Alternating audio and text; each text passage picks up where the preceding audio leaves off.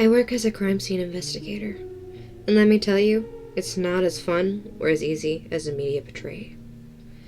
Long hours at random locations, most of which smell horrible. You need to bag everything, hoping you picked up something relevant to the case, and take at least 10,000 photos at different angles. Not to mention all the sketches and diagrams you need to make with accurate notes. The DNA you send off to be tested doesn't come back for months, and most of the time doesn't even help the case you're working on. But it's a job. Most of my career has been documenting drug dens. Drug crimes in my area are way higher than any other kind. I was called to a scene of a death caused by an unknown circumstance. It was a sight none of us would ever forget, a ghastly scene we all still haven't been able to unravel the mystery of. It was a murder. What else could have been? It wasn't possible that death happened due to natural circumstances. I found myself standing beside my boss, burdened with all my gear, but, for once, not feeling the weight. I stared, unable to say anything for a few minutes. Out of the hundreds of dead bodies I've seen, this one stopped me in my tracks. I was looking at a young girl stuck inside a tree, literally stuck inside a tree. Her upper half limply hanging out with both arms, and the rest of her body still inside the tree. There was no hole someone cut to shove her inside. She was too fresh to have the tree grow around her. It was like a video game glitch with an NPC being halfway inside a wall. This was reality, and things like this just didn't happen. We did the normal routine of taking photos and documenting the scene. However, everyone was silent. We only spoke when necessary. Something like this was so mind-boggling, I felt as if everyone would want to talk about it to get answers. Instead, we all averted our eyes as much as possible from the dead girl. In the end, a good chunk of the tree was cut out to retrieve the body. To our horror, there wasn't much left. Only an inch of her body was inside the tree. The rest was missing. It took days to finally painstakingly separate the two of them to find out how little we were working with. I had access to the autopsy photos. For a few hours, I was looking through them, trying to understand what I was seeing. The parts of her that should be inside the tree were missing. It appeared that the wood had naturally grown around her flesh, instead of being perfectly cut away for her. She was easily identified as a teenager who worked a midnight shift at a gas station. Another confusing fact is that her workplace was located 2 hours away from where she was found dead, and she was on camera leaving the building 1 hour before she was found. There was simply not enough time to transport her, let alone cut her body apart and pose the body. "Have you ever seen anything like this?"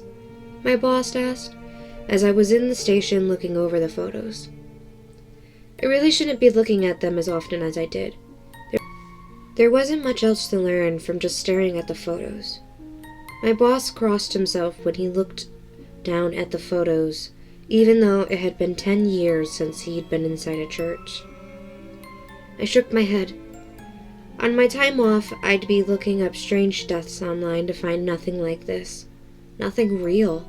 Just plenty of fake videos that got my hopes up.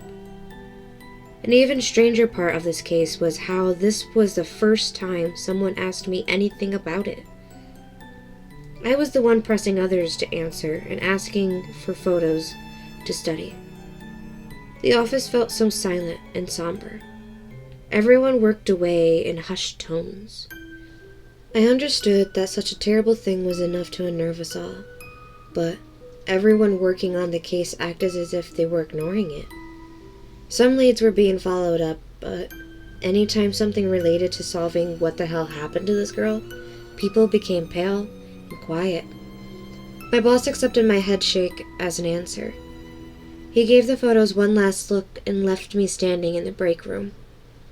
No one wanted to talk about what happened, and I don't know if that was the reason why the second death happened.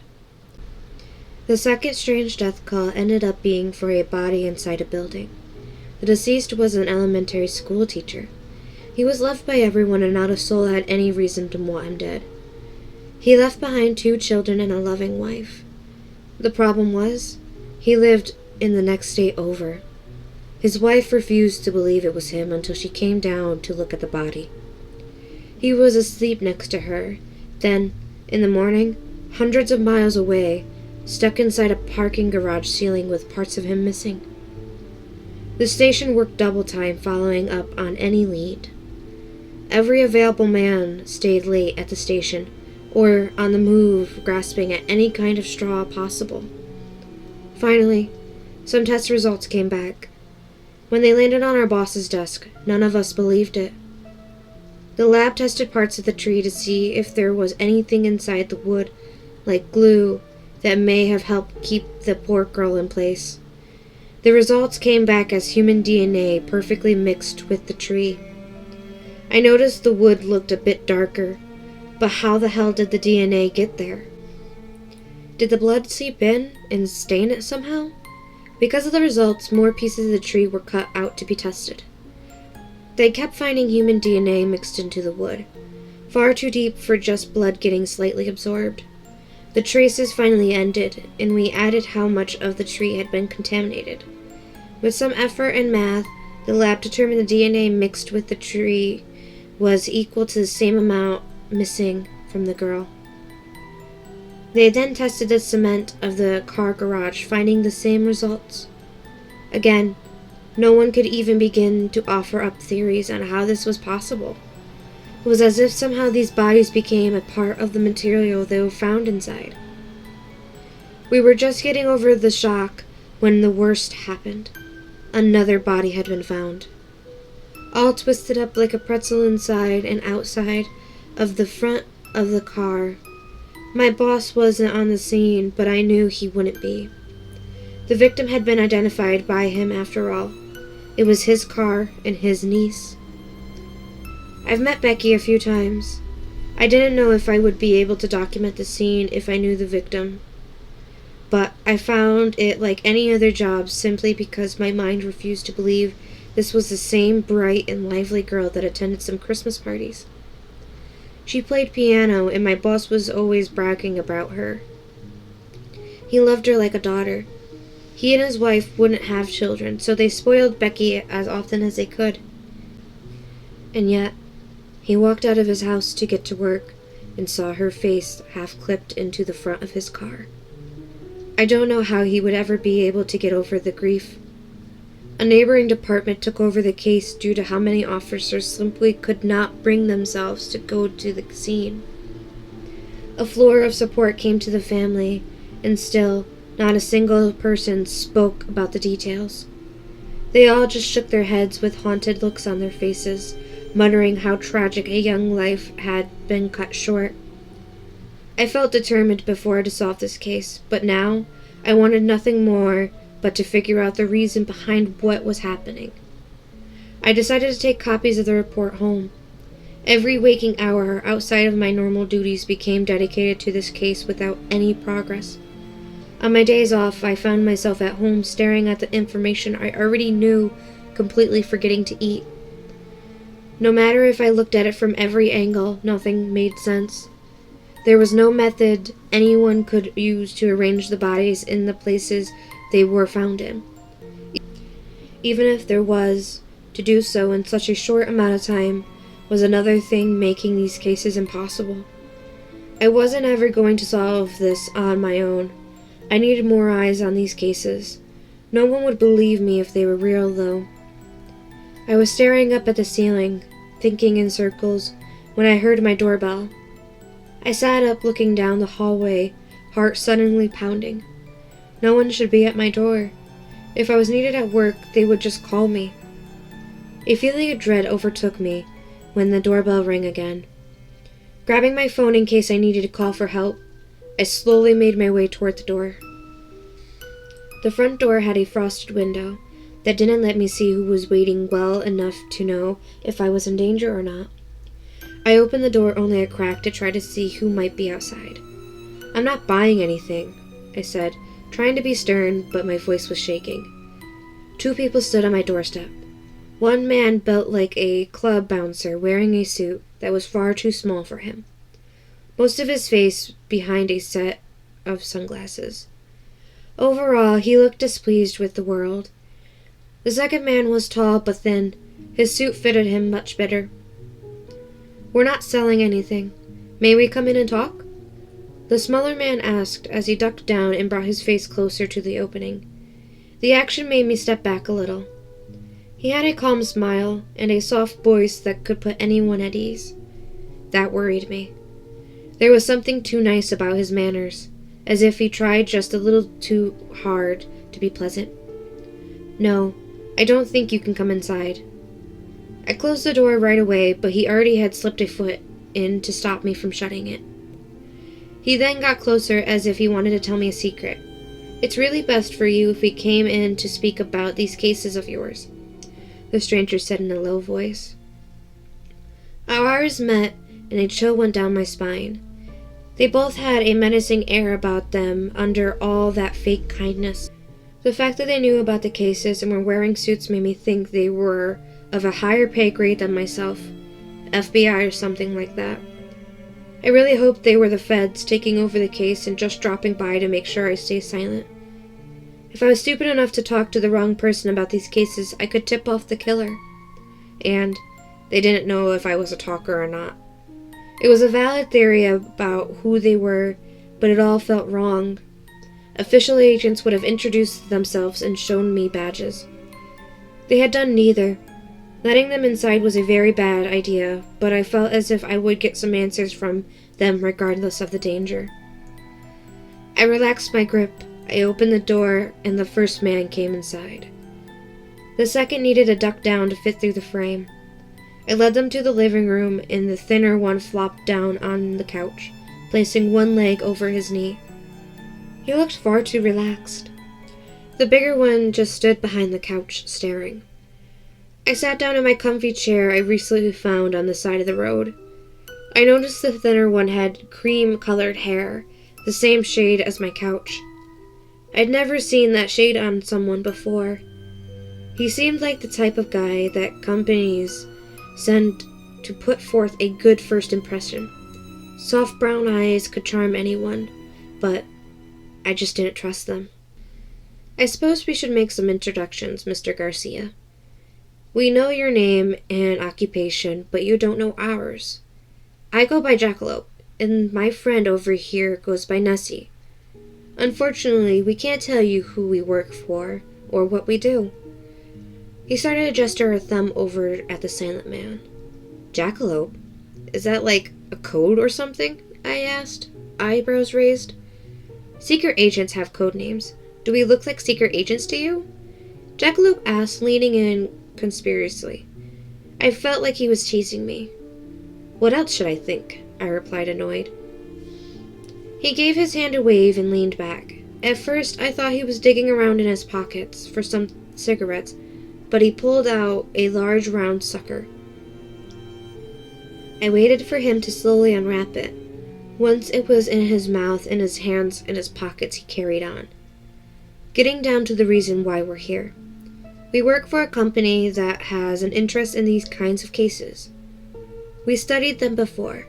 They stopped fairly shortly after we heard about them, and so far, we have not been able to gather that much information. He explained, speaking around his candy. "This has happened before? When? Where? How did it stop?" I asked, my body starting to tremble over the thought of it all.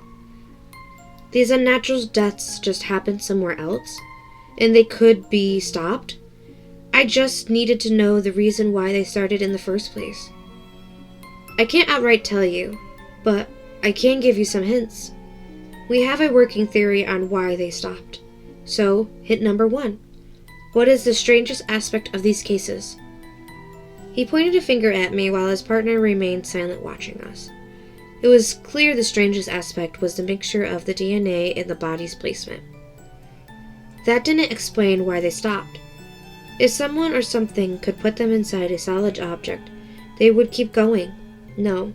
What was even stranger than that was the lack of press on the cases. Not a single newspaper printed the story beyond the fact that the body was found. These events should be all over the internet, and yet not even people working on the cases wanted to speak about them. Whenever my coworkers tried, they got a distant look on their faces and tried to avoid the subject. It was a terrible sight, almost beyond human understanding, and no one reported about it anywhere. "No one wants to talk about it," I said finally. "Bingo!" Jackalope waved his finger, looking happy I arrived at the answer. The more people talked about what was happening, the more was going to happen. The thought nearly made me sick. I thought of Becky all twisted inside that car. She was such a kind person and never should have died so soon. If these cases went on, more innocent people would become victims of this strange tragedy. "Are you here to warn me to stop talking about all of this?" I asked meekly. "What? No, we want you to keep talking. Spread this far and wide. Post this online anywhere you'd like. It doesn't matter if people believe you. As long as they know about these cases, more is going to occur." The man sounded all too happy to explain the reasons for his visit. It made rage boil inside me. I shot to my feet, knees shaking. "Do you want people to keep dying?" I snapped at him.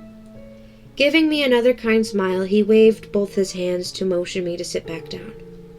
Looking at the bigger silent partner, I decided that was best. I could toss Jackalope out, but not the other man. He waited until I felt calmer before speaking again. "This is going to happen if you speak about it or not. The problem is, we can't figure out when or where. It happened so randomly, we are lucky to be able to arrive here so soon. We just need to study these events while they are going on to solve them. We want to stop them, but that requires sacrifices." "I'm not going to sacrifice anyone," I replied without thinking. He looked at me as if he was dealing with a troublesome child. Running a hand through his tied-back hair, he paused to try and think of the right words to explain what he wanted to say. I understand what he was getting at, but couldn't stand the thought of it. "That is a respectable answer. I know you don't want to be the cause of someone dying, but this could save a lot of people in the future. If we could just study one or two of these events while it was happening, we could put an end to them once and for all. If you can't burden yourself with this task, we can find someone else, although it seems as if you're the only one working on this current set of cases willing enough to do it." "Why can't you two just say something then? Scared to get fired or something?" There was more venom in my voice than needed. I was confused, scared, and angry. Most of my rage sputtered out when I watched both of these men look at each other. When Jackalope looked back at me, he had an expression I couldn't place. Something forlorn and almost distraught. Taking a hold of the stick of his sucker, he bit down and started to chew on the remains of his candy, making me flinch. "Do you know why we're called Nessie and Jackalope? Because those creatures don't exist."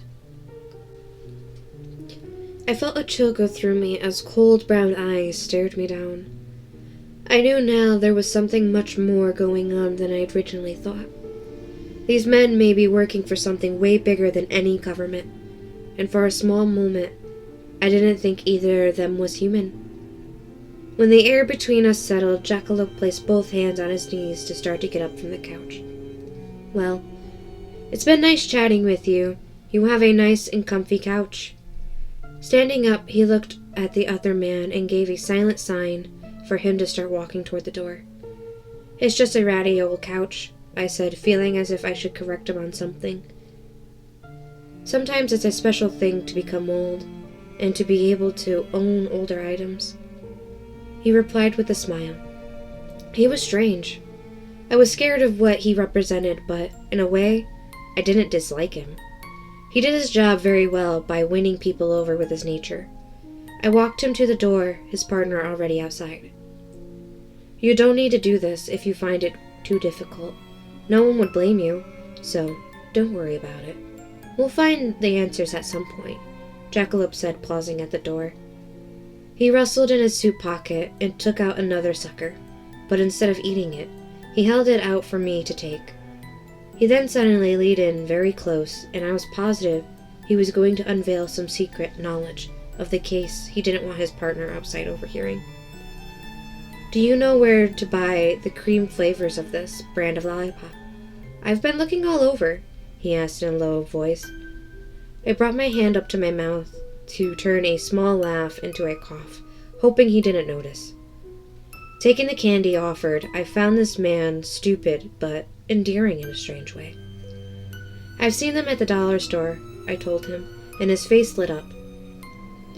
Giving me a small wave, he trotted out the front door, closing it behind him. I was left in the hallway staring with a sucker in my hand and a lot to think about. I could be the reason why someone died horribly, and the reason why loved ones would be suffering for the rest of their lives because of the death of another. But if I didn't do this, then it would just keep happening until someone accepted the hard task of spreading information about these deaths. I thought about it for a long time, and what was really best in the long run. There was a chance I post this and nothing happens. No new cases come up, and it just ends on its own. While out shopping and still in deep thought, I noticed a small display of the same brand of suckers Jackalope like. Mixing in were the cream flavors he was after. Buying a few on a whim, I decided then I would be the one who said something about these cases. Even if only one more person finds out about them, it felt like I was actually doing something. I'll update again if any new information comes to light because of my actions.